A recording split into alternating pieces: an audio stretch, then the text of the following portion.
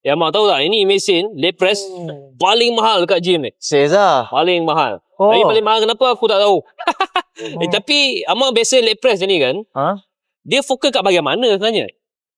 Kalau orang selalunya guna ni untuk isolate lah. Dia bukan compound. Okay. Jadi dia nak detailkan muscle tu lah selalunya orang main ni. Kalau nak besarkan atau tebalkan otot memang kena main squat lah. So game ni dia untuk kasih touch up kan. Okay.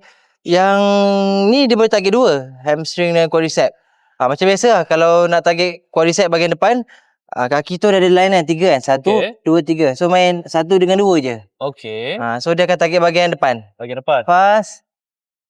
Space. Macam tu. Tapi kalau nak target bahagian bawah, hamstring ni kena atas lagi. Oh. Wow, rasa bontot semua kena. Space. Ada tarik belakang lah. Sedap lah. Sedap. Sebab tu dia mahal, Mak. Tapi ada satu lagi. Aiman tahu apa? Apa? Aiman rasa? Tahu apa dia? Dia boleh main dua-dua kaki sebelah-sebelah. Main sebelah. Sebelah-sebelah. Jom tengok. Okay, kita letak dulu. Guys. Stay tune guys. Next video. Main sebelah-sebelah benda ni.